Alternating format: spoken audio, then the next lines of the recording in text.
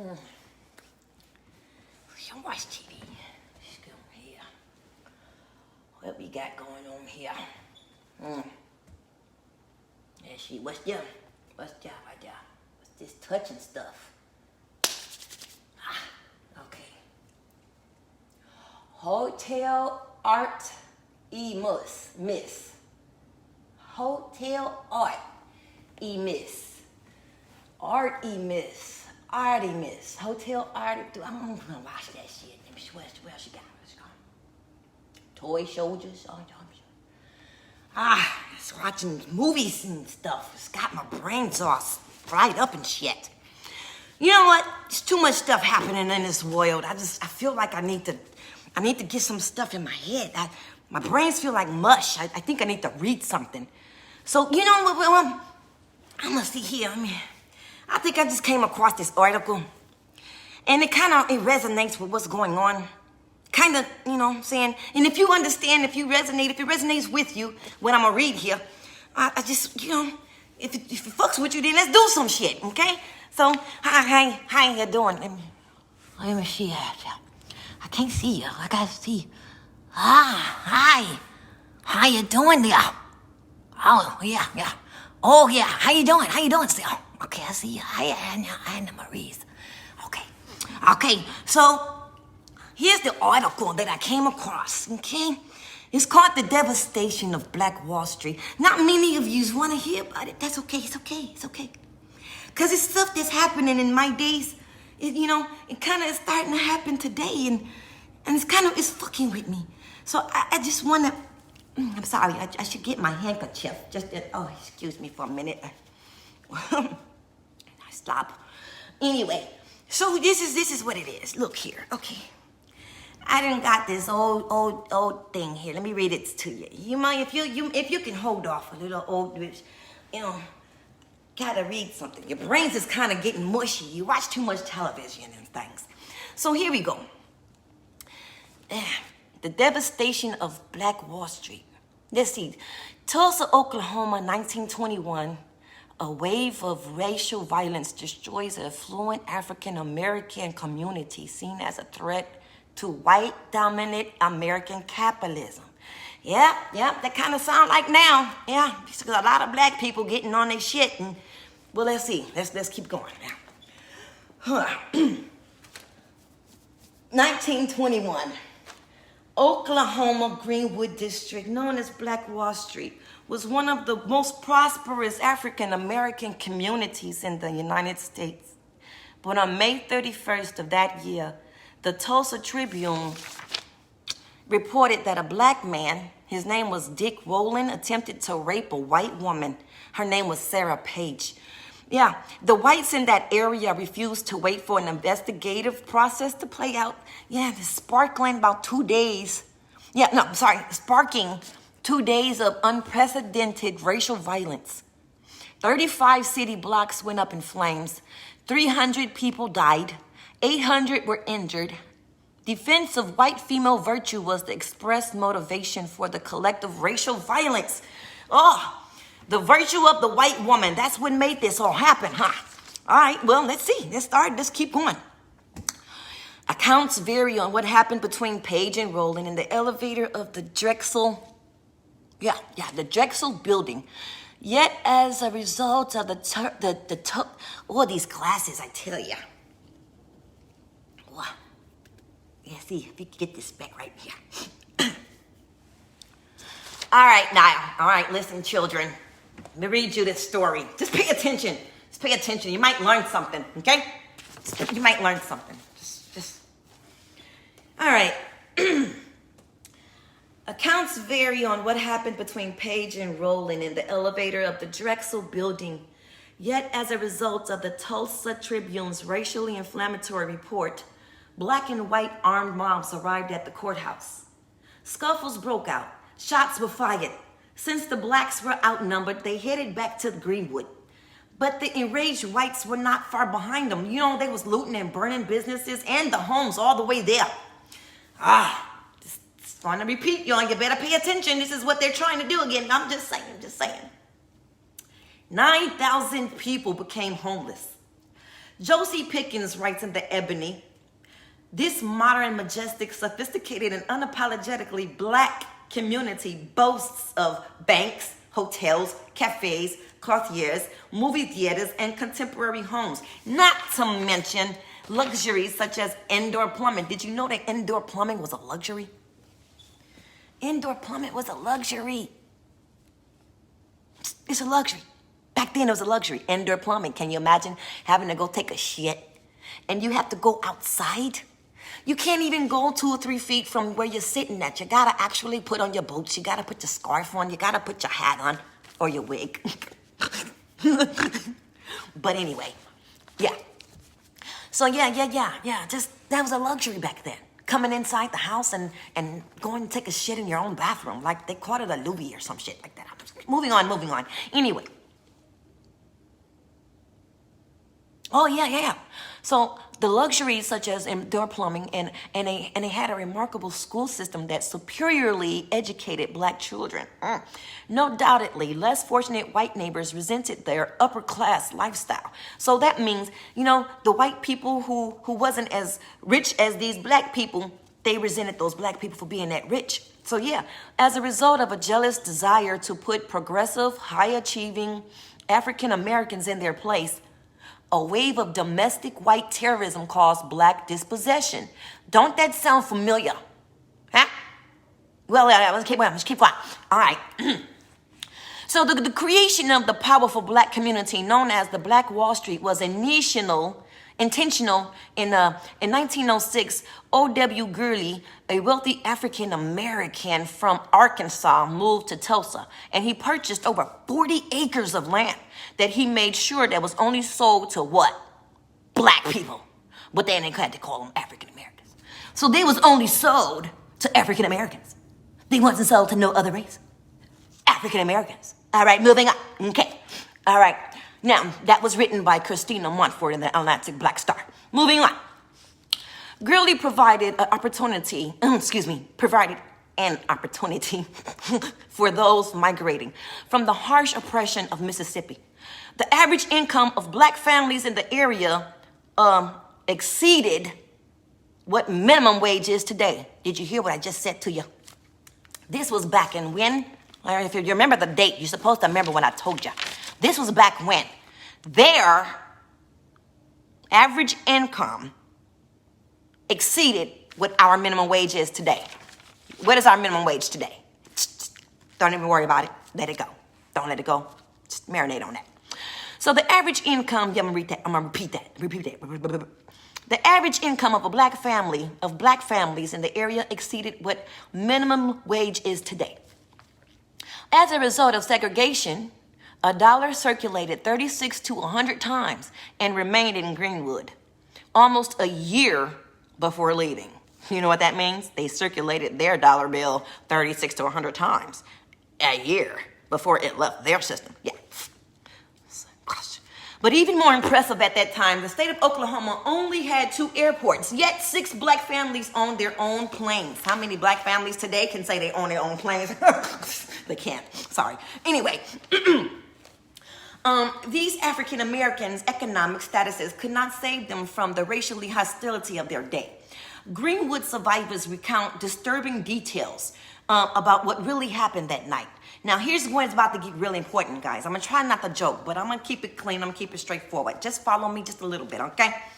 Eyewitnesses claim the area was bombed with kerosene and or nitroglycerin. Pre-planned, okay?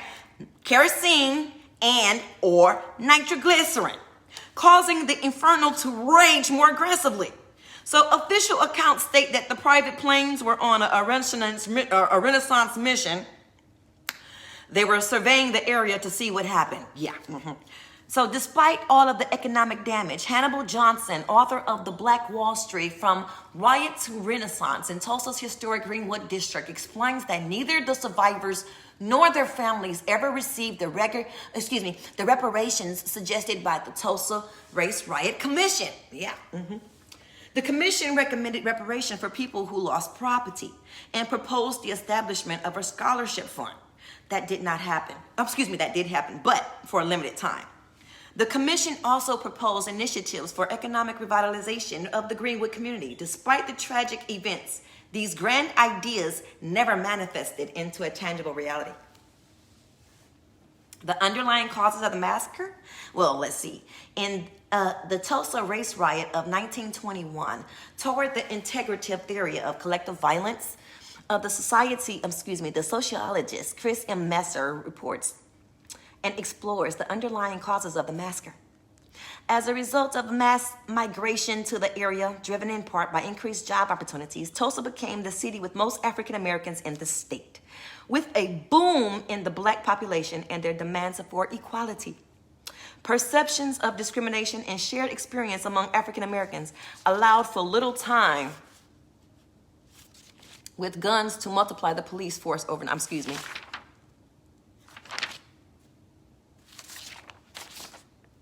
I'm reading it. Okay, yeah, because I had it already. Yeah, I switched it around. I see it's my eyes. Let's get these glasses checked out. Anyway. Yeah, so the perception of discrimination and shared experiences among African Americans allowed for little time for adaptation among whites. Tulsa's rapid change in racial demographics made the city ripe for a riot motivated by white animosity against black economic progress. Whites of the era equated improvements in wages and working conditions as communistic threats. So they thought the black people improving themselves, working for themselves and increasing wages, they looked at that as a communistic threat. That was a threat to them. Black people getting on their shit and not having to ask for help, they looked at it as a threat.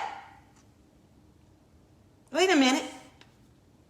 In essence, whites were resentful that blacks no longer passively accepted second-class citizenship in their own homeland.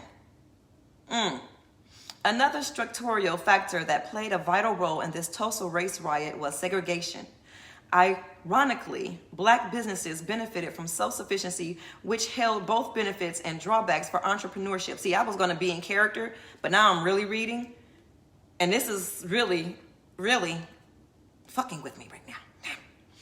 Through maintenance of the legal separation of race and society, socially, businesses, education, and residential areas, the structure of segregation encouraged initiative, but also placed perimeters by restricting African American opportunities. Messer writes, in other words, since it was against the law for blacks to shop at white-owned stores, black businesses had flourished. However, even though black businesses profited from how segregation reduced competition for black patrons, segregation also limited blacks' mobility and opportunities to achieve outside their community.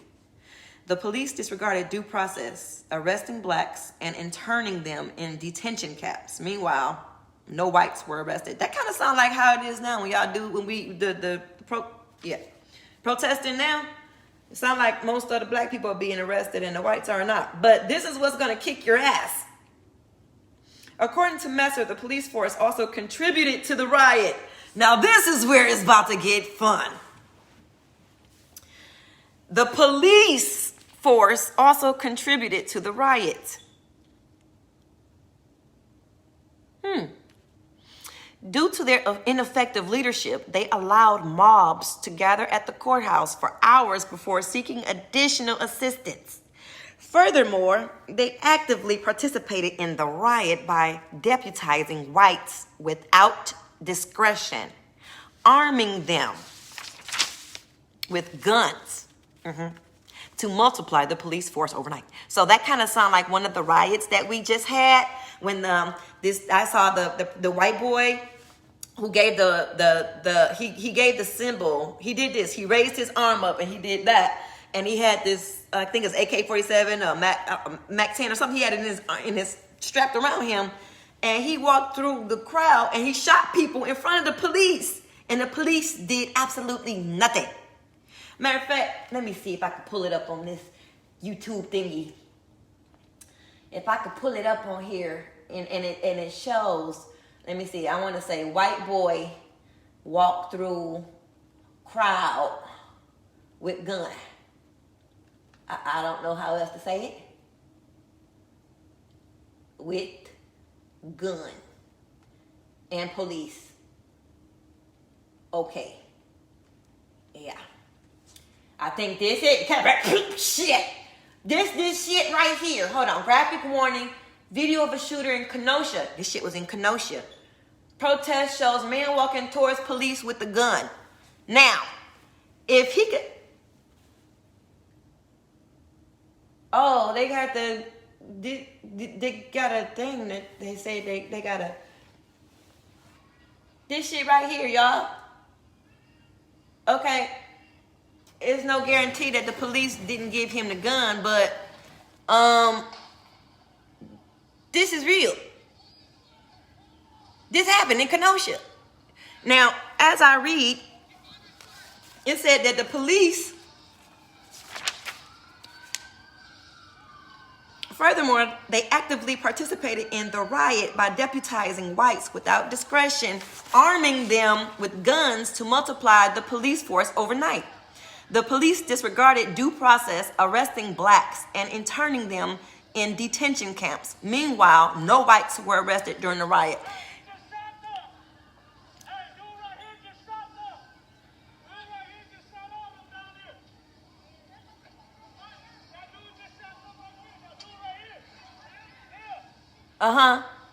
Did that boy get arrested? Somebody let me know. I'll let that play in the background just a little bit. Okay? Just a little bit. I don't know if that boy was arrested. Let's see. He said just keep your straight head. They bypassing him. Let's watch it. Let's see. He walking towards him with his arms up and a gun in his hand. And he just shot some people. And that's it. Okay. We didn't see him get arrested. He walked past 3 or 4 people in police cars and trucks. This is happening again. Except for we're not in one spot. We're all over the place. So we're moving on. All right. Both politicians and the media falsely framed the Tulsa riot as an uprising started by lawless blacks. Tulsa newspapers regularly referred to the Greenwood district as Little Africa and Niggertown. African Americans in the district were labeled as bad niggas who drank booze, took dope, and ran around with guns. Ain't that what they saying about us now? Okay. There ain't nothing changed. The game don't change. Just the players. Perhaps as a result of government officials' stereotyping rhetoric and the media's biased reporting, whites and blacks interpreted the racial violence differently. Generally, white politicians and residents perceived the black community as predisposed to crime and in need of social control. Social control. That sounded like Corona to me. Just a different kind of way. That sounded like Corona to me. Social control. All right, moving on. Messer explains.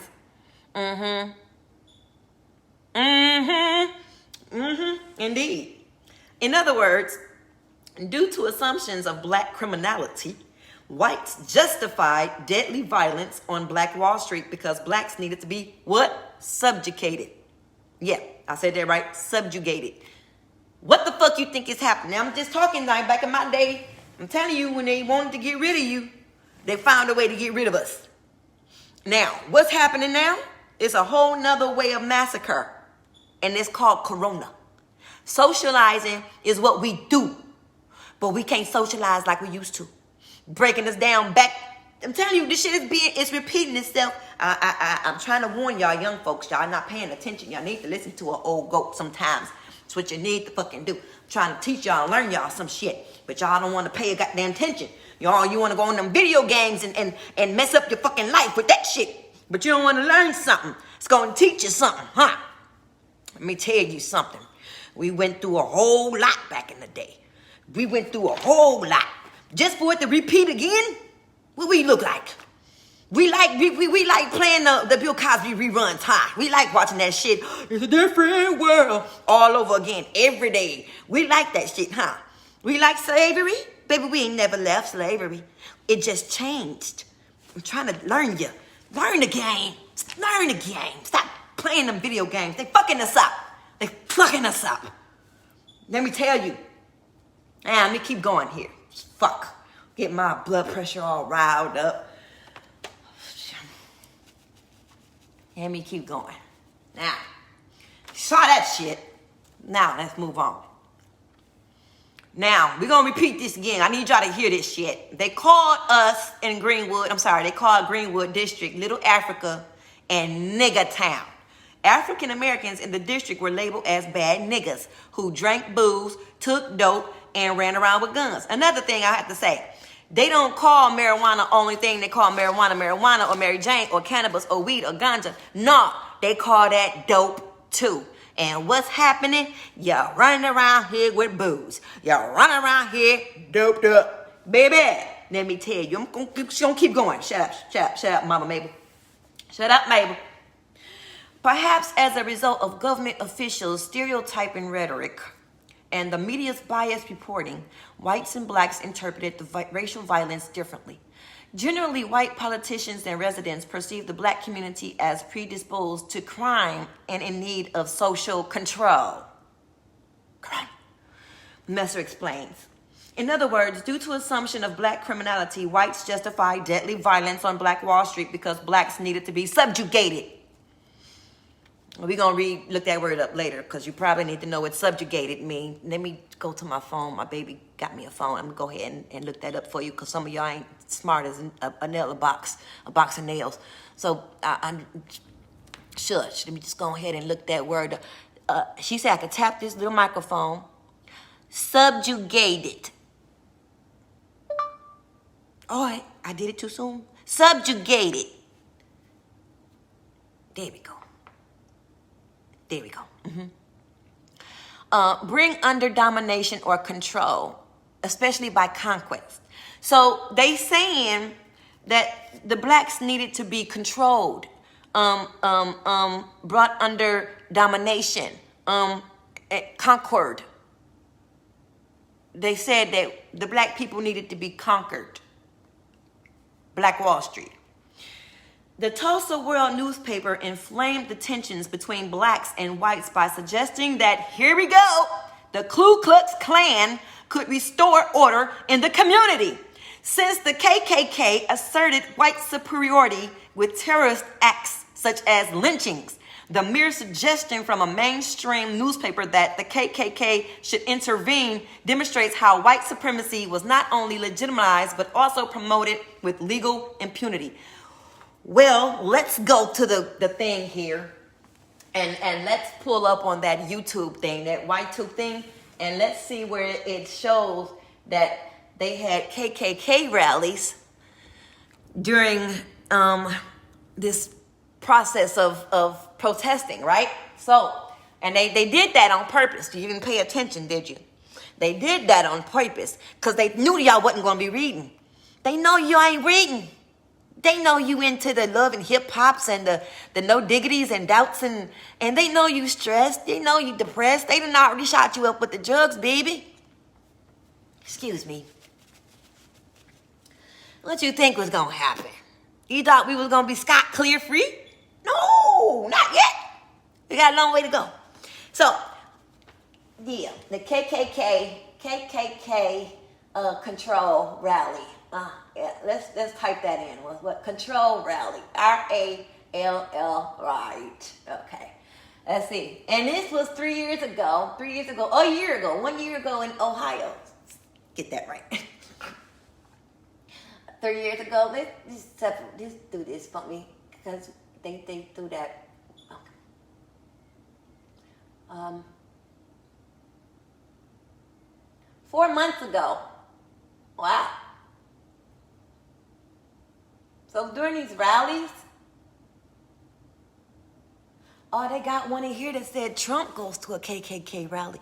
Did y'all know about that? Don't worry about it. So yeah, let's play one of these here with the dwarfed by hundreds of counter-protesters. Yeah, let's see. Against the removal of the statue of the Confederate Army's General Robert Lee turned into a standoff with anti-KKK protesters. Some of the Klan members carried guns and Confederate flags. Others wore white hooded robes, defending segregation in what they say is an attack against their history.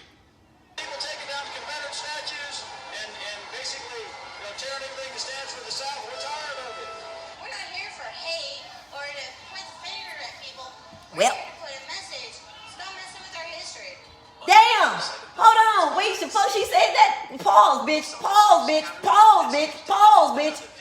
Pause. She said, stop messing with their history. Bitch, moving right along. In the early 1900s, there was a rise in black nationalists, organizations that refused to cower in the face of the KKK violence or submit to the social subordination. So they wouldn't bow down. All right. Whites responded to black pride and demands for equality with social control, including segregation, lynchings, and programs. Messer rights. So they let the KKK come in and socially control Black Wall Street, or the people thereof, in with lynchings, programs, and including segregations. Yeah. How does this make sense to you guys? Don't you think this is happening now? This is happening now. Just pay attention to what's happening. Keep going. Keep going, MayBelle. Keep going. All right. Messer writes, in mass media and governmental framing of riots, government framed riots, The case of Tulsa, 1921. Messer and his colleague Patricia A. Bell offer further detail about how the media framed the riot, igniting tensions. Don't that sound like what's been happening lately? How the media change shit, fuck shit up, add shit, take shit away, lie, don't give us the truth. And they broadcast shit. They hype it up. They say, oh, they're bad over there. Oh, they need help over there. Oh, all they are is they I'm telling y'all need to start paying attention. Y'all, if y'all ain't paying attention yet, y'all need to pay attention now. This is repeating itself. It's just in a different way. We not in Tulsa. Look at the United States as Tulsa. And but no, I can't even say that. But look at the majority of the people that was in Tulsa is majority of the people that's around the world. But we're talking about the United States. So if they could do that, that was a practice run. I think now I'm seeing that was a practice run. They practiced that shit. They had to say if they was to ever start and do it again, we know exactly what to do, right? No, let's keep going. All right, where did I leave all that?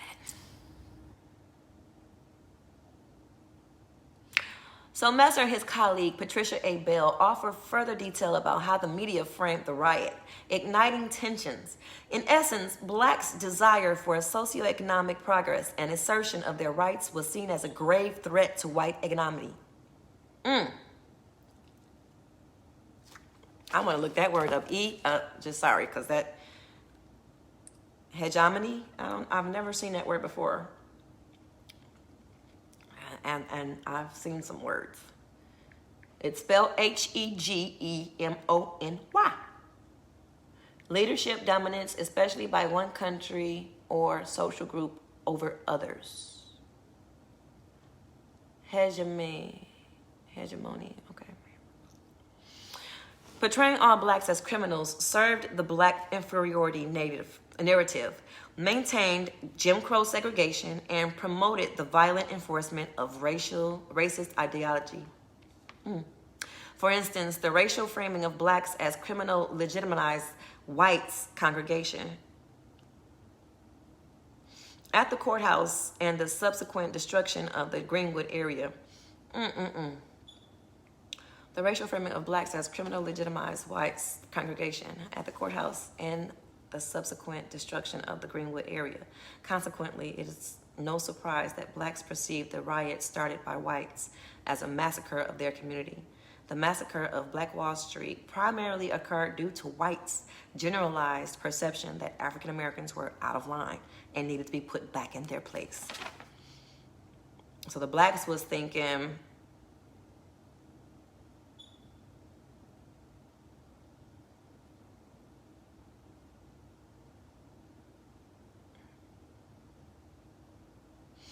blacks knew that was a massacre of the community. The white people was thinking, y'all was out of line, y'all need to get checked. So that's pretty much what they saying. So the black people was like, Y'all massacred our shit. White people was like, y'all had to get put back in your place. You had to get put back in your place. That's what they saying. The Greenwood District offered proof that black entrepreneurs were capable of creating vast wealth. Despite racial discrimination and Jim Crow segregation, the Greenwood District offered proof that black entrepreneurs were capable of creating vast wealth. Did y'all hear that? Let me read that again. Maybe you will get inspired and be an entrepreneur. The Greenwood District offered proof. They gave proof that black entrepreneurs were capable of creating vast wealth. Based on critical analysis of the events, Messer asserts there is evidence that white perceived African Americans as an economic threat to the city. So they thought because African Americans was doing their thing, building their lives up, and having money circulating in their community, they was a threat to their city. Oh yeah, Master, I don't need you no more. I don't need you no more. Me and my people, we finna go head on. We got our own land. We gonna build our earth. We gonna give ourselves some security. We gonna give ourselves some confidence. We gonna raise our children with fathers in the home. We gonna give our kids the best education. We are going to live our lives with the best intent. White people, no the fuck you ain't. Who the fuck you think you will? You can't do that without us. Everything you do, you deserve. We deserve that. You don't deserve to live above me. You don't deserve to live above my race. What you mean? No, fuck that. As a matter of fact, you tried to rape one of our women, and we finna fuck your whole community up. Matter of fact, we finna fuck your whole city up because we wanna believe that one of your people wanted to holler at one of our people, and we just can't have that. So we finna kill y'all, lynch y'all, rape y'all, fuck y'all up, and then don't pay y'all for it. Anyway, based on critical analysis of the event, Messer asserts there's evidence that whites perceived African Americans as an economic threat to the city. For those who supported black subjugation, witnessing blacks thrive and defy the stereotypes of black inferiority was way too much. Them witnessing the black community arising and being above the stereotypes that defied them was too much. It was too much for the white people to handle. They couldn't handle that shit. They was like, they shouldn't deserve to be above us. We gotta let them know that we gotta put them back in their place. They got a line for thinking that they are going to live life above us. I think not. So soon after the riot, Walter F. White of the National Association for the Advancement of Colored People, NAACP, visited Tulsa. According to him, black economic prosperity contributed to the destruction of the Greenwood District. White reported in The Nation how the city prospered under the oil boom. He stated that the town had grown from a full population of 18,182 in 1910 to somewhere between 90,000 to 100,000 residents by 1920. So this man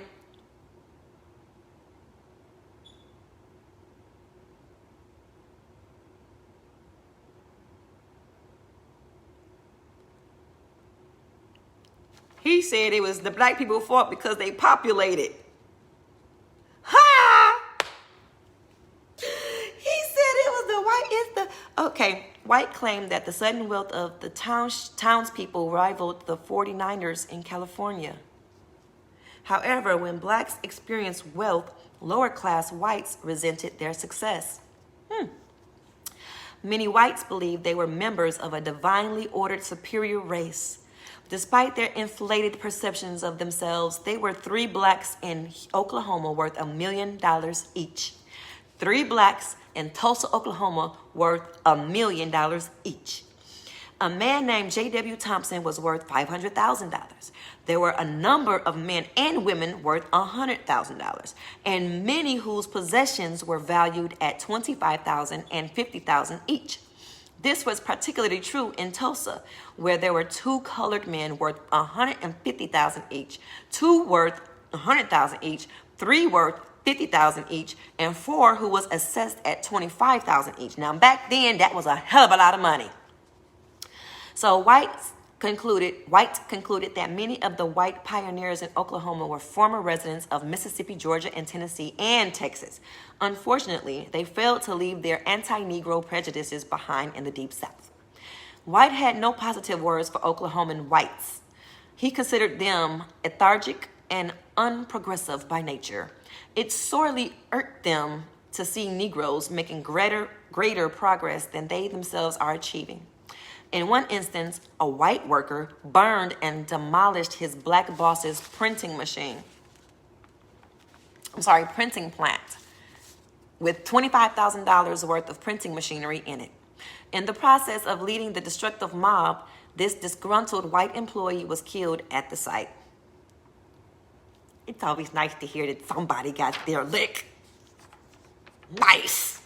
That's what you get, bitch. Anyway. The government and private industry worked in concert to bring down land prices and maintain white dominance in the Tulsa area. The destruction of this successful African-American community was no accident. Messer asserts that the destruction of the community was rationalized as a necessary and natural response to put them back in their place. Evidently, private industry and the state stood to benefit economically from the destruction.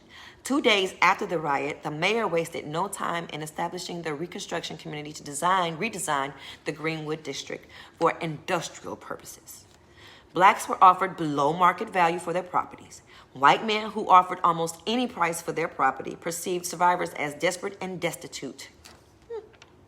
In essence, African Americans posed a geographical problem because their community was situated in an ideal location for business expansion.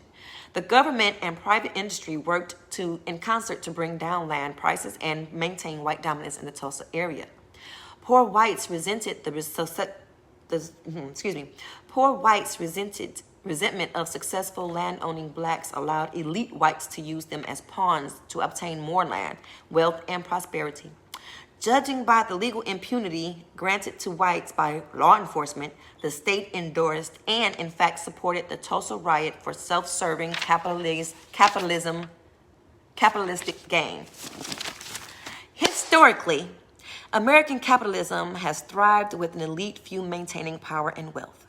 When blacks gain a strong foothold in the community or industry, they have the power to effect meaningful change. Thus, the socioeconomic progress of African Americans on Black Wall Street threatened the power structure of white-dominated American capitalism. When white people destroyed black businesses, establishments, and homes, the facade of white superiority was maintained. By the 1940s, the Greenwood District was rebuilt, but due to integration during the Civil Rights era, never regained as much prominence. The fate of Black Wall Street illustrates that as long as power remains in the hands of elite, mainly white families, America's socioeconomic system can be marshaled to support and advance the tenets of white supremacy. Regardless of the progress made by prominent African Americans, American capitalism is structured to keep all white segment of society ahead of the remaining marginalized many. So this was by JSTOR Daily. Join our new membership program on Patreon today. They have a link, but we're not gonna go there. Let's go to video. So, guys, what I get from this now, I just wanted to kind of give you the background of what I want to talk about. Like, do you not realize this is happening today? This is happening again today. I have to admit, it's a crying shame, you know. You know, Melvin, I try to talk to these young people today, and I try to tell them, like, there's some things that you should be doing. Like, goddamn, we got microwavable bitches in the house now. Now, I do microwave because it's convenient. I have to admit, I am one of those. Never mind, don't worry about it. But it's too much easiness going on. We're not even reading anymore. Half the people don't even want to read 7 pages. They just want to go ahead and like, I don't know. But we got to get it together. I just wanted to bring you a little update with the reading thing, you know. Reading sensation. Reading this fun too mental. Yeah. But I just wanted to point out a couple of things. So I witnessed a couple of riots, and they were, KKKs there. I've even, captioned pictures of young ladies walking with the Confederate flag and things. It's because, the shit is repeating itself, and right now, you black people should be coming up. You black people, we should really be coming up. We should be coming up off of sausages. We should be coming up off of carrots. We should be coming up off of marijuana. Yeah, we should be coming up. We should be coming up off of the lands and stuff. Like Mother Dear used to buy land, and she wanted to have her children have, something to own. That was important back then. Leave your children with something to own. We leaving them with debt. You see what I'm saying, guys? We're leaving our kids with debt. It's not funny. Because I have to get a life insurance policy. But anyway, yeah. Our kids are suffering because we're not reading to them anymore. We're not even doing research. It's too much on the box, the magic screen, the magic box, and these things here. I thought I heard somebody calling me, but it was the lamp. Don't worry about it. It's okay. There we go. Anyway, yeah, this thing is really gotta get straightened out. Like, can we hold comedy shows in somebody's home?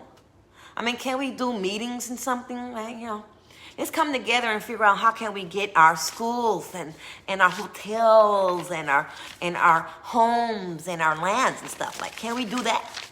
Because they're repeating stuff that they've done already. They did this in 1921. This is 2020. Think about it. 2021. 1921. 2021 is coming up, y'all.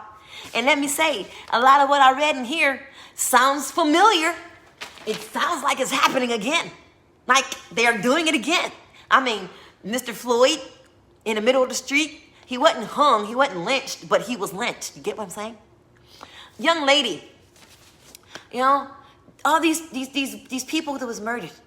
It's to blame it on the brain. It's so much. I smoked so much ganja back in the day. It's hard for me to remember some things. I have to make sure I remember my age. I try to forget that sometimes. Don't even matter. Anyway, so the repeat is really happening, y'all. Because 2021, I've been trying to tell you, this happened in 1921. Do you think it's a coincidence that I'm reading this to you now? Do you think it's a coincidence that they told me to read it to you? And I'm reading this to you before 2021. This is what we have to look forward to. If we don't get our shit together. Now, Mama MayBelle may be, we're a little eccentric, at times. I may be a little bit much, But I'm trying to tell you, this shit is happening again. And if you're not ready, oh, God help us. God help us. I remember when our children, when they came in the house, they would take off the shoes, and take off the coats, and they would greet everybody in the house. Hi, Mama. Hi, Auntie.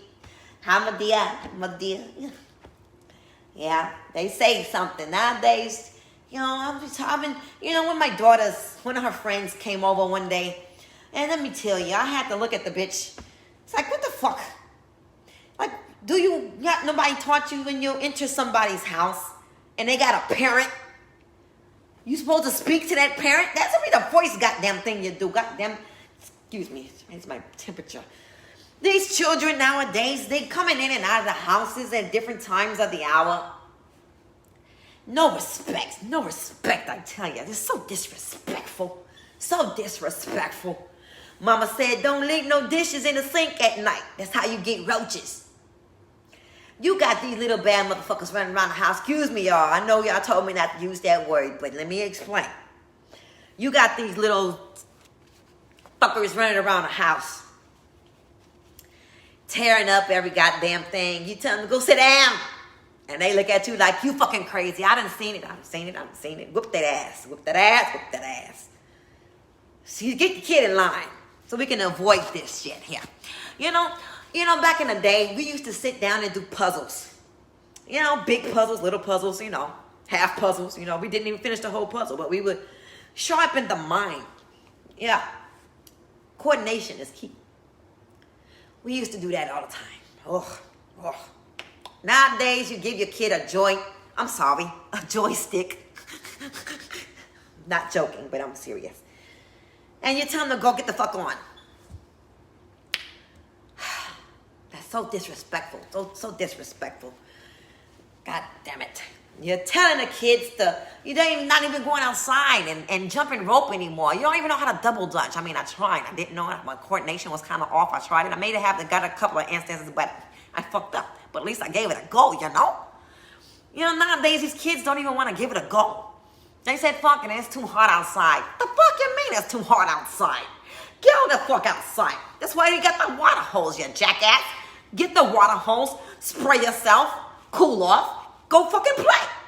Why the fuck you gotta sit under my face all goddamn day?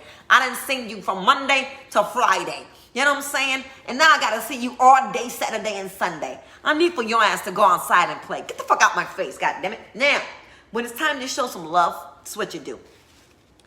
They outside, you gotta call them inside. Yeah. You gotta call them, even though it's petty. We do this shit on purpose because we learned that power of it. You know what I'm saying? We say, hey, Melvin.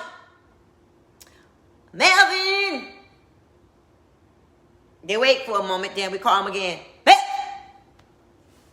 And then Melvin outside playing, goddammit. Now we gotta go to the front door. Y'all remember this? We go to the front door. Open up the screen door. Look outside, see where the kids at. Call their name, Melvin. Yes, Ma. Come on in here and turn the TV for me. And then we go and sit down.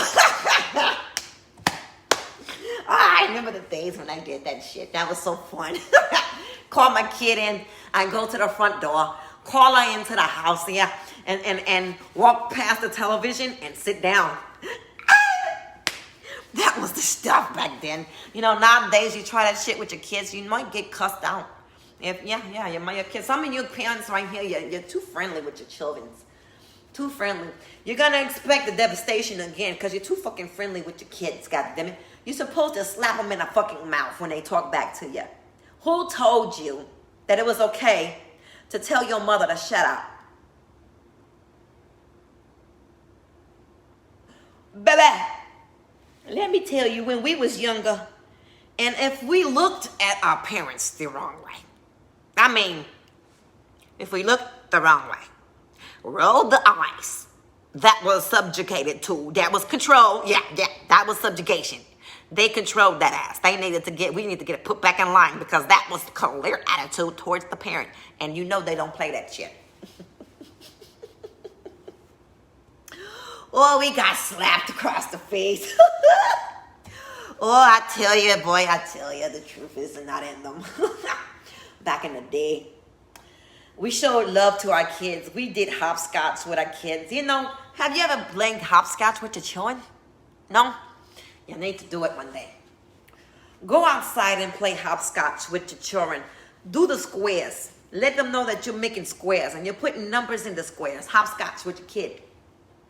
Teach them numbers and coordination and how to be active all at the same time. Till, you know, you're really killing like 3 birds with 1 stone. You know, matter of fact, you're probably killing about 4 of them because not only are you teaching them how to count, you're teaching them how to jump, you're teaching them coordination, you teach them how to balance, and you're teaching them that you love them and you got their support and you will love them and play with them sometimes until they fucking bother you too much. You gotta be like, just go in your room, just go outside, just something, just get out my face. But see, we gotta raise entrepreneurs. See, nowadays we got these motherfuckers. Sorry again, I said it again. We got these fuckers. And they just fucking up shit. These fuckers is just fucking up shit. We can't go to the mall. God damn it. We can't go to the mall without somebody looking at you like they finna fuck you up if you park too slow or too close to their car. I mean, if I could open up my door and get out and get in, and you could open up your door enough to get in after you already get out, it should not be a problem, right? I'm just saying, be nice. It don't even fucking matter. These motherfuckers out here, they don't care anymore. They beat your car with their door. They open up their just don't leave a note. Just go about their business and just say, fuck it, you ain't gonna do shit anyway. Yeah, or they think the world is owed to them. But it's not. You gotta put the kids in check, huh? You gotta go back in the days. Back in the days. You gotta remember what it was to be a family. You gotta remember what it was to discipline. You know, we've had rules, we had regulations, we had morals. Back then we had morals, we had values. Now we don't have value shit hardly anymore. We value the fucking video games that kids fucking play all goddamn day. And then they want to complain about shit they ain't got no business complaining about, like why you ain't paid the electric bill. I'm sorry. Where in this contract did it say that you can question me about what bill I fucking pay? Okay.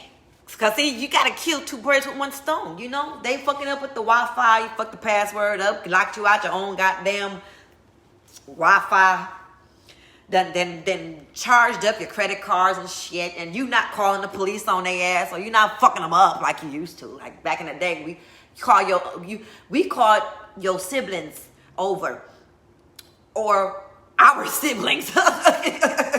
You know, we call our brothers over and sisters and be like, you know, let me tell you what your badass, well, I don't say your badass, but let me tell you what this fucker did. What did you talk about your grandbaby? Like, let me tell you what this fucker did. He ran up my credit card. He smoked all my ganja. I mean, my parsley. Yeah, you don't want to let the kids know everything that you do. Anyway, yeah. And that's when they would come over and fuck your kid up for you and with you. You ain't play, they didn't play that game either. You know, uncles and aunties, they not play that game. They would come and fuck you up where you was at. If you was close, that's what I'm saying now. That's what I'm saying. Family need to get back close. I ain't talking about the molesters. I'm not talking about the rapers in the family. We need to expose them too. I'm telling you, I remember, we don't even worry about it. Because I'm telling you the truth. Now, as long as you keep a secret, it can manifest again as a secret. Remember that. That's some wisdom for you. That's some wisdom for you. Remember that. Because if it's a secret, it can stay a secret. And the secret can continue going forward down the generational line. You know what I'm saying? You got to expose the shit to heal over the shit and to grow close. Forgive. Yes. But we need some entrepreneurs in our families now. We need our children to be entrepreneurs. We need to start raising them up to be smart. Fuck these goddamn games. They stupid now. They done got stupid. I can say it because I've been there. I was in grade school. I learned grammar. How the hell you gonna tell me I know and you telling me no at the same time? Come on, y'all. Come on. No. Get it together. Get it together. How you gonna say I know, but you telling me no? Huh? It's called the spelling. You gotta get the spelling right. You gotta get the spelling right. We need entrepreneurs. Fuck out of here. We need entrepreneurs, y'all. See, back in the day, we sat down with our kids and their homework, and we learned some shit, didn't we all? I remember helping my daughter with her homework one day. This was some while ago, some long ago. And I remember looking down at that paper, and I said, I didn't know you was taking Japanese. She said, Mama, that's algebra. I said, God damn.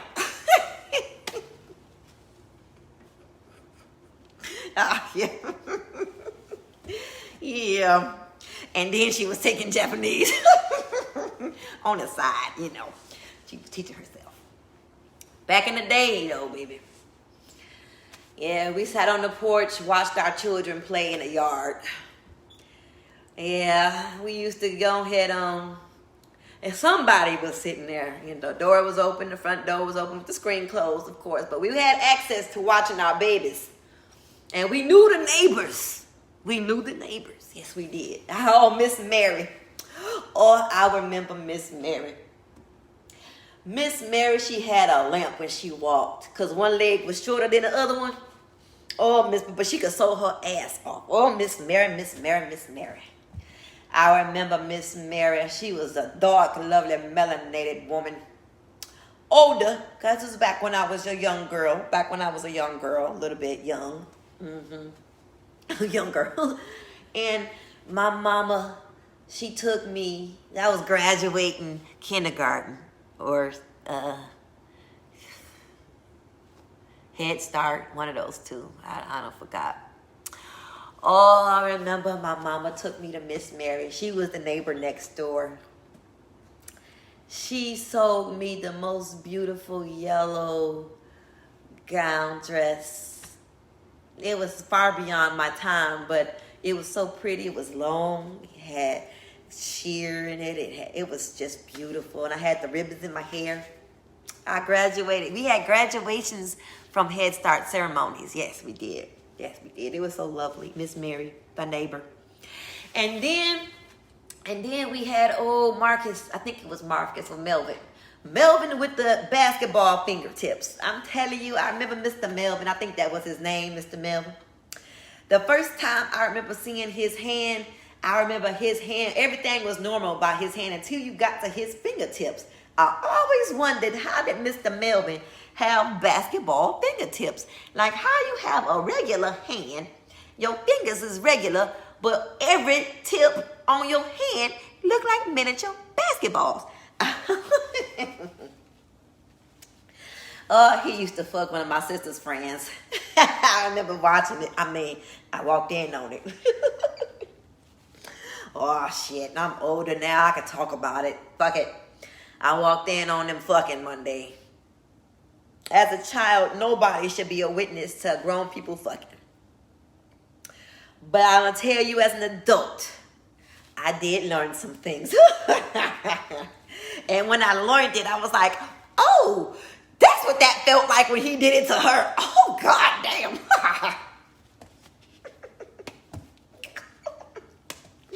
Anyway, we need entrepreneurs in our families. Yes, we do. Back in the day when we knew our neighbors, you know, and then it was the other neighbor, Mr. Clark, Mr. Calvin. What was his name? Oh, darn it. I think it was Mr. Clark. I think he owned the little miniature corner grocery store down there on 24th and Brown.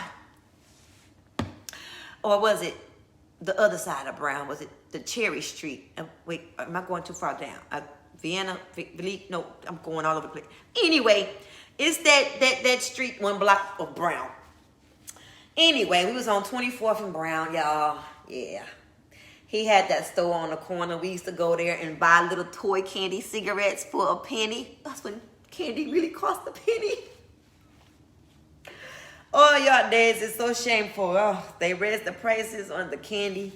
Penny candy cost a quarter. Oh, but you gotta learn your neighbors. You gotta learn your neighbors. Miss, start with a G. Her last name, Miss G. I forgot. But nowadays, we don't have that kind of love and community and socialism. You know why? They took it away. Look at here. They took away what gets us going. You know, we drive from socializing. We pull from energy. That's why we sun people. We're energy people. We pull from energy. And let me tell you something. When you take that away from us, we tend to go dark. And I don't mean dark melanated. I mean dark, depressed. I don't know nothing about that. Y'all too young, too focused on bullshit. But you gotta learn your neighbors. Know who you're around. There's too much shit that's happening. I remember when I was a young girl, my teacher, Miss Graves. Oh, Miss Graves. Miss Graves helped raise me, my niece and nephew. We used to go over Miss Graves' house and hang out with her children.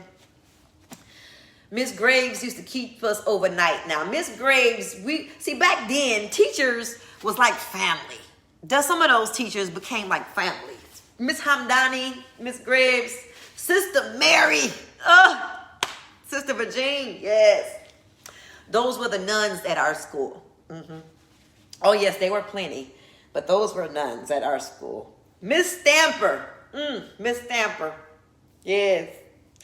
She was the principal at one time. Oh, Miss Stamper, I love her. I had a fight with one of my best friends back in middle school. And we had to go sit in Miss Stamper's office because I never ever blasted off like I did then. And I really loved my best friend, so I really snapped at that point in time. But you know, that's neither here or there. But what really was important was Miss Graves did not shed a tear. When you did wrong, she whooped your ass. Oh, 31st and Brown. What? Oh, back in the days. What we gonna talk about now, boy? Let me tell you. When you remember when we used to have Juneteenth down there on Martin Luther King Drive. You remember back when it started? It was the real deal. Just before it became bullshit. I'm telling you, I remember back in the day we used to get up early because they had a parade. And everybody wanted to see the black cowboys. Yeah, I'm telling you, we had the original black cowboys in Milwaukee. I'm telling you. I remember seeing that dark man on that black horse trotting down King Drive. Oh, the memories. Oh, the memories, children. Oh, it's nothing like that nowadays. They taking away our socialism. We like to socialize with each other. That's how we function, though. Back in the day, I'm telling you, it was different. When we was able to at least go through some process of something of a healing. But they took the fathers out of homes around that time, too. You know, that's when they said welfare was just as good. And they told us then, boy, and I hated it. I hated every moment of sitting in those offices. Thanking God for the help, yes. But sitting in them offices, crying my eyes out, having to make extra appointments because I left and said, the first time I denied it because I felt below myself and I felt like I was nothing. But I needed help and I had to go back and I'm looking at my daughter like, I remember sitting in there thinking to myself, I don't want this for my life. I want to be an entrepreneur. But the memories, those memories.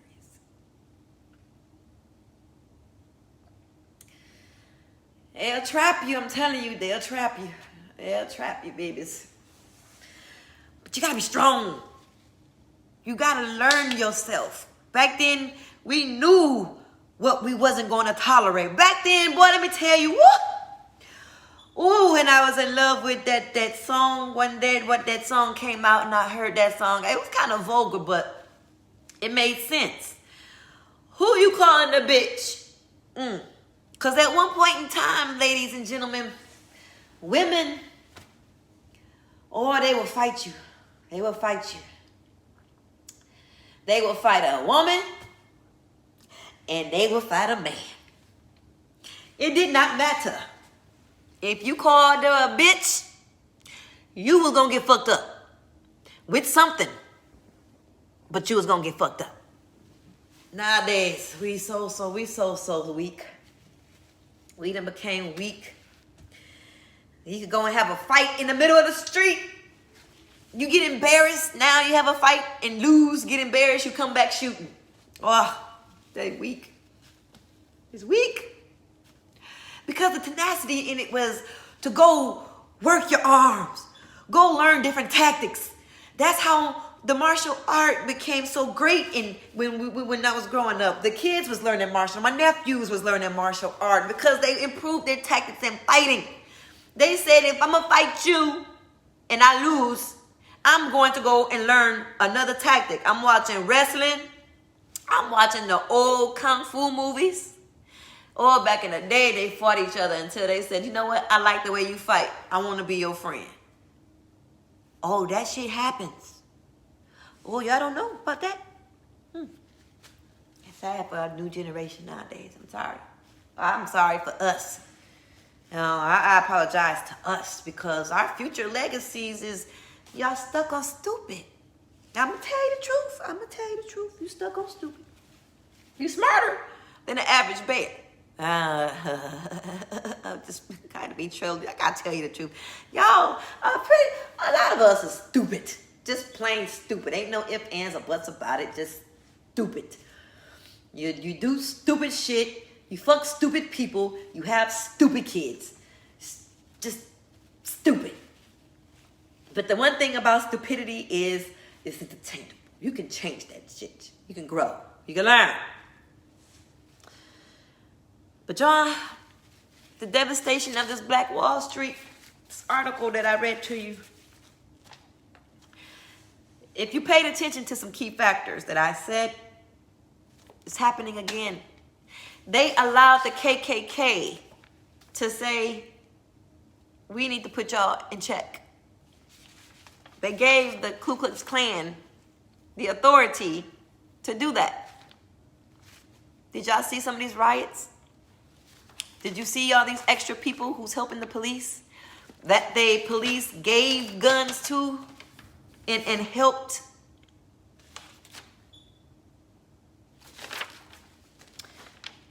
arming them practically overnight with guns so they can help multiply the police force. And most people, almost all people that was arrested were blacks. The whites were not.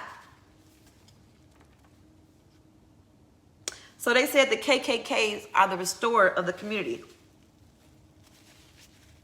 of our communities.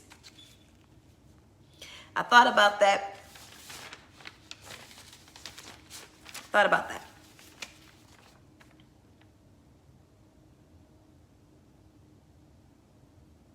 Detention camps. Did y'all hear that part when I said detention camps? Did we not hear about detention camps that they setting up? Borders? Yeah. This was in 1921. We're going into 2021. And almost everything that I read, they have been doing again. Again. Telling y'all people, young folks, pay attention.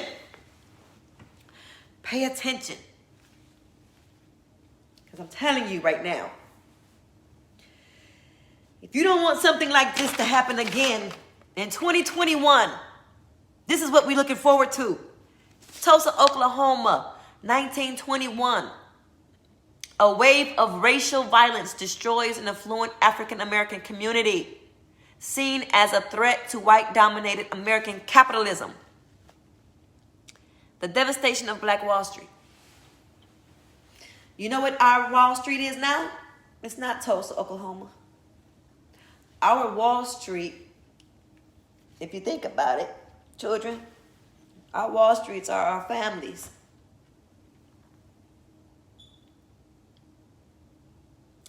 So if you put in your mind Wall Street is your family, your people, it's about to hit home. The new line is going to read, the devastation of Black Wall Street, and Wall Street is your family. The devastation of black families. United States of America, 2021.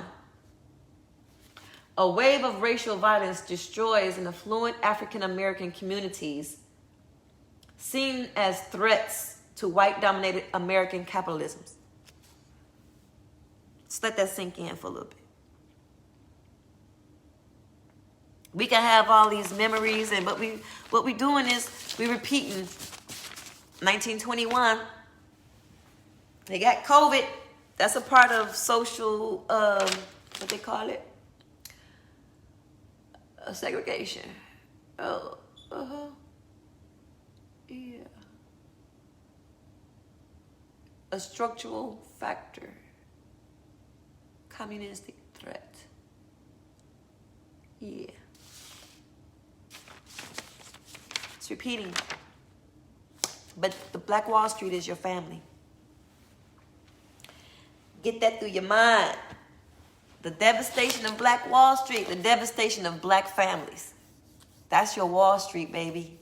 That's your Wall Street right there. And everything that I read in here, if you didn't pick up on some of the shit that is happening right now, you just as lost as I thought. Because if you're not picking up on stuff, it's not resonating with you with all this news that we getting, we are truly lost. Oh, and I'm thankful that my mother has transitioned. My grandmother and everybody who's not here, because they're not going to have to experience a 2021 devastation of black families. I'm telling you right now. I'm telling you the truth. I'm telling you the truth. And if I was to come and bring you a book that talked about civilization and how they broke it down from the past to the present, how they used religion and demanded us, I got the book right over there. I have the book over there. Yeah, I had to go to a estate sale. I saw an estate sale. You know, a lot of books you can find that got history in estate sales, especially with people that got money. Because I went to this estate sale for this person who had a lot of money, because it was a mansion. And they had a lot of books. So I looked at their bookshelf. I looked around the house, yes, but I went to the bookshelves and went straight to the books. Yes, knowledge is power, because you know the ledger. But get ready, family. Get ready, children. Now's the time we should really, really be coming up. Now's the time you kids should be going ahead on, get your SBA loan having self. Get these monies that you coming into. Go buy you some land. Go buy some land. You know they got some $1,500 land that you could put $500 on and pay the $1,000 off for the rest of the year. Oh yeah, and you will own the land. You don't necessarily have to build on it, but you own it. That's your shit. You can put a garden on it, fence around it, and put a garden on it, and grow your own food. Yeah. See, you should be coming together. We should be coming together, having meetings about how to get our hotels. Yeah. You know hoes tell. Oh, shit. It's a little old fucked up joke. But anyway, I thought I'd just leave y'all with a little something to think about. 2021 is going to be a repeat of something. And if we are not pulled together, we're going to feel it. And I think we should all pull together. I think we should start having meetings. Like, you know, back in the day, we used to have potlucks at church, potlucks at schools. Y'all don't do that shit no more. I really, it's a shame. I don't even know what it feels like to enjoy being around your other children's peers and their families at the school, interacting with the family. Because, you know, nowadays y'all just don't give a fuck about family no more. Not like that, you know. I haven't seen, you know, I guess it's been some years since I've been in a school. You know, yeah. Anyway, children, let's just get it together. Just fucking get it together. Because this world, it's going to change again and again and again and again. But if you're not ready for that change, daughters and sons, this is going to be a repeat. It's just going to be worse And I don't know about you all, but I need to get my trigger figure right. No, it's not what I was going to say. I was just going to say, for real, honestly, I don't want to see nobody's children left out on the streets. Little babies and stuff, you know. Oh, I was just informed to say, yes. The pedophilia.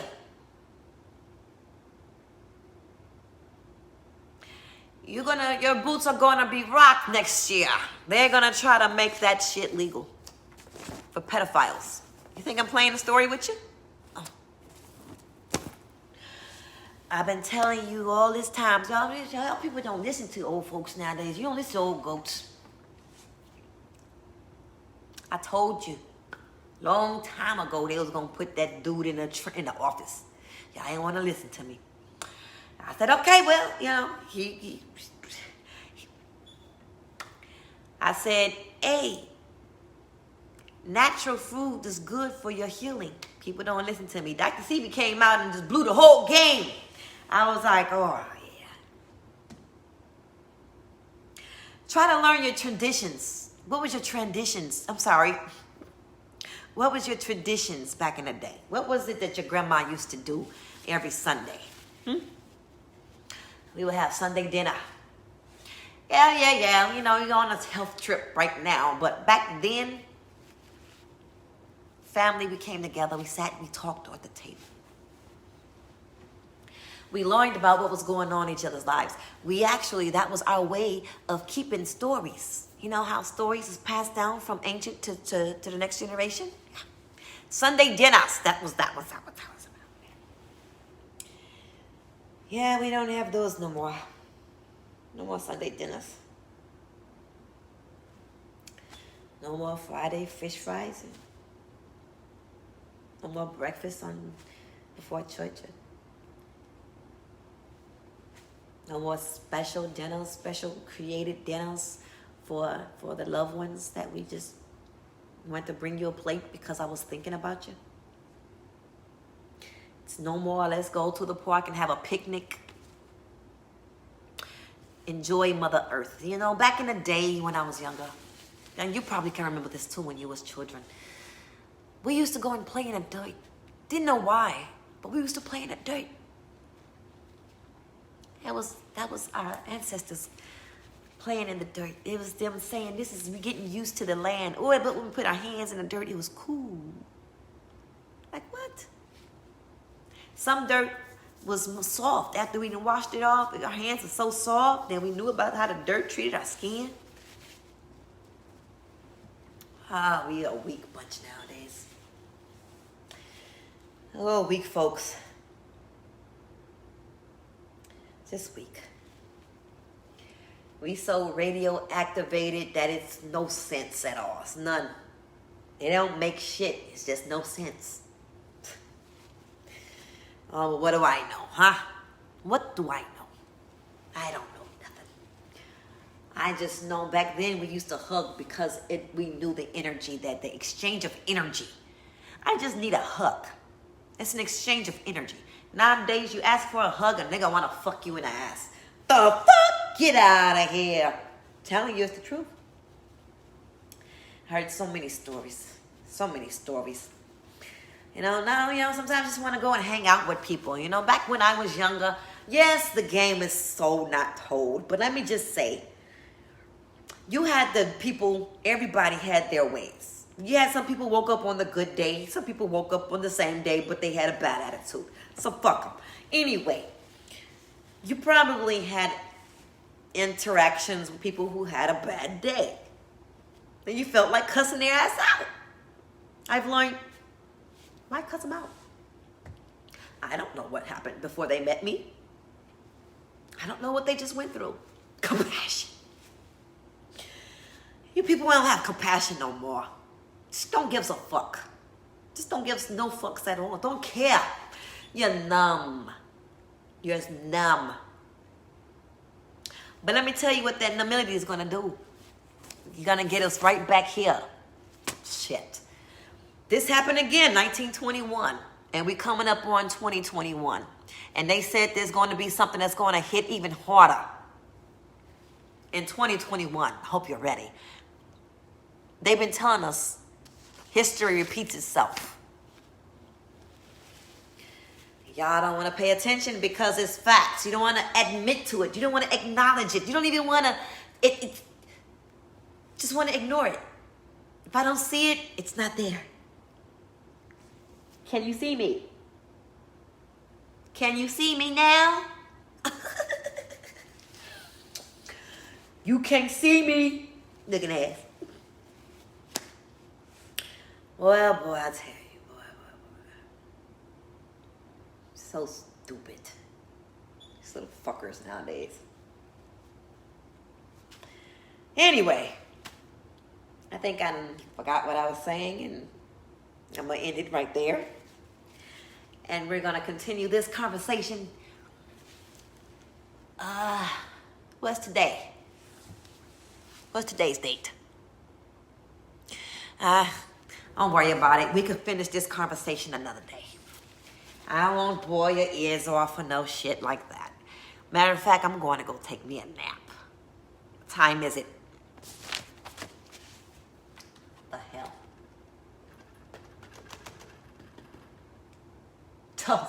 It's past my bedtime. It's time for me to go to sleep about 14 minutes ago.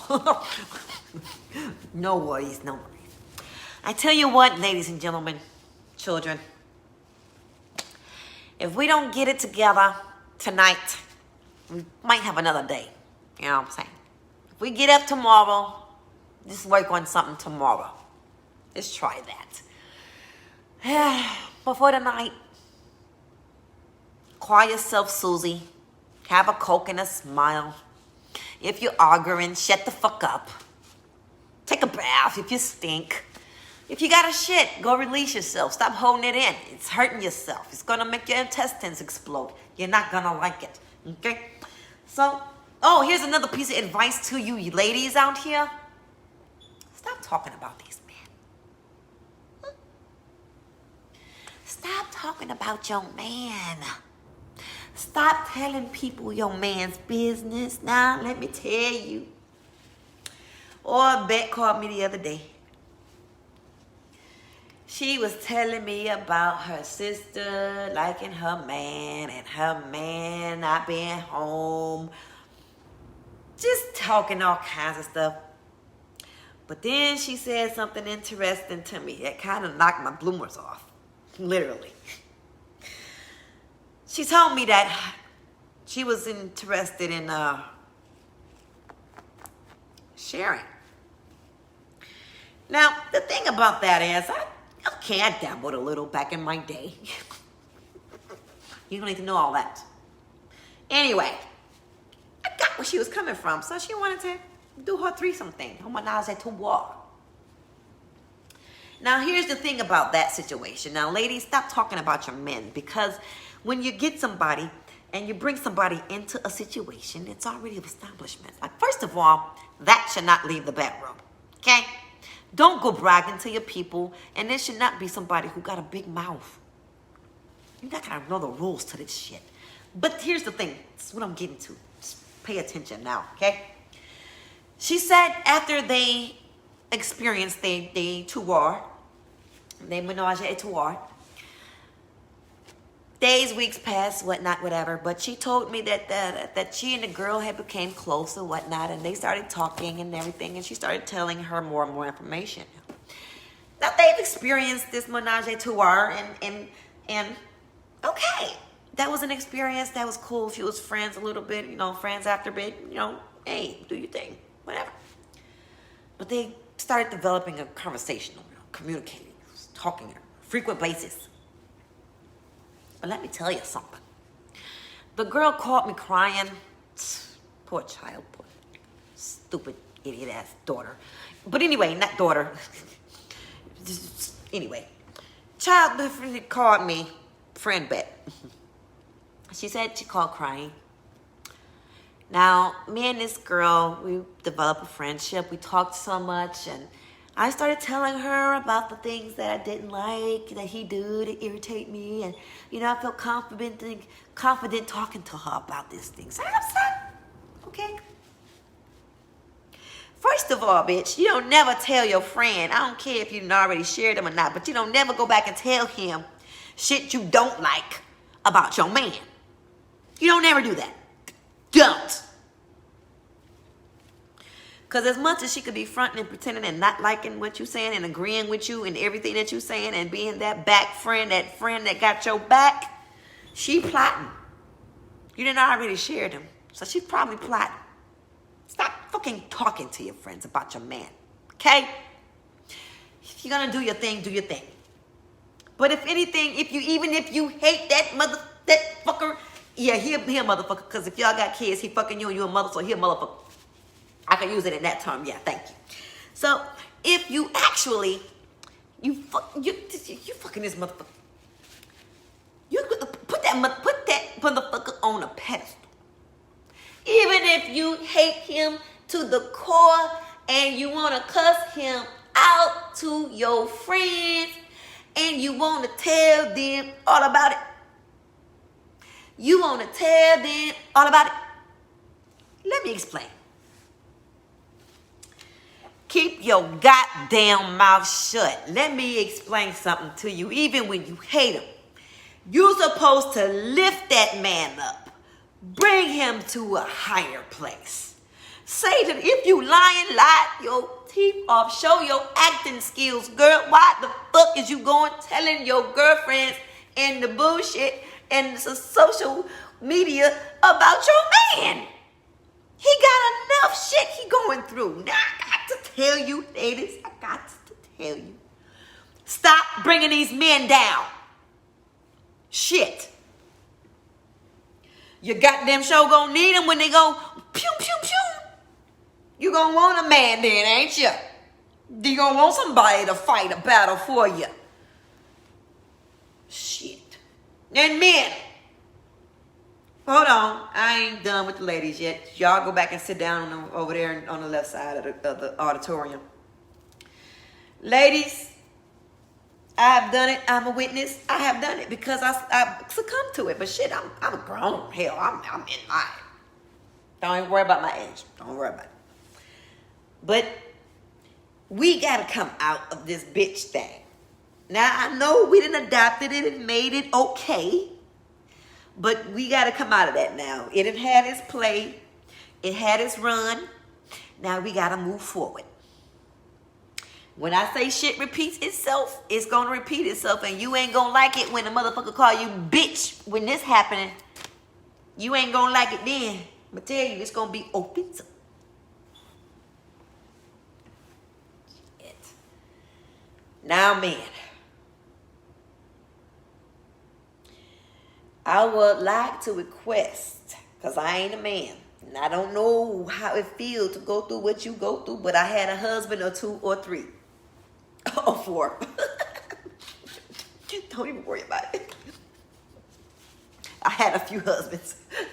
So, put that woman, as hard as it's going to be, let's try not to disrespect us anymore. And women, let's try not to disrespect. Fuck to try. Let's not disrespect each other anymore. Because I'm going to tell you, when the shit start hitting the fan, we going to need each other. You have no idea what's coming. But get ready.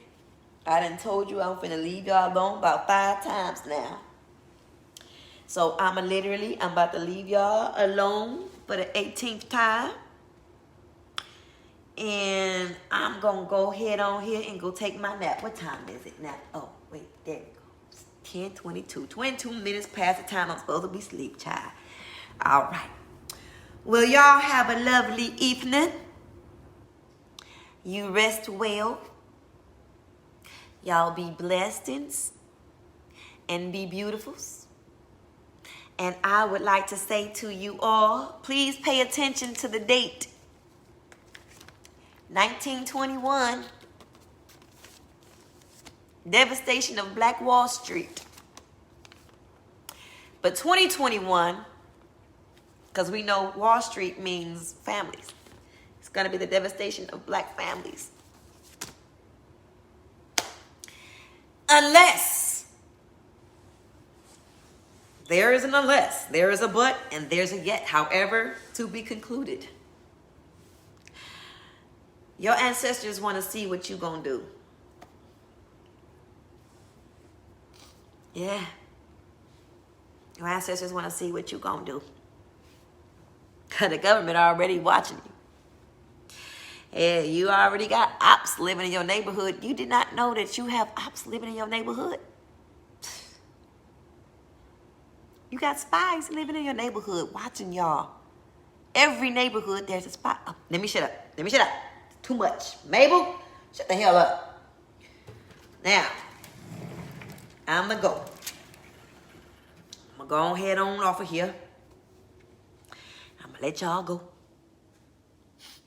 Now, y'all know, again, I'm going to tell you, lift each other up. Ladies, lift your man up. And if you ain't got a man, lift up the men, period. Until they get it right. Because they ain't going to get it right without us uplifting them. Now, damn it, when uplift men. Men, we ain't going to get there without your help, okay? We need y'all to uplift us too. Right now, we devastated. We're traumatized. We are. It ain't no men do this, all men do this, and all women, no women do this. No, people hurt people, period. And get out that fucking mindset of women hurt men. Men hurt women. All men are dogs. All women are bitches. Do you not get, do you get what I'm going? Don't even worry about it. Don't even worry about it. Just let it go. I'm about to go for the 30th time. All right, y'all. I'm going to say goodbye. And brush your teeth before you go to bed tonight. Some people ain't got teeth. So, see y'all later.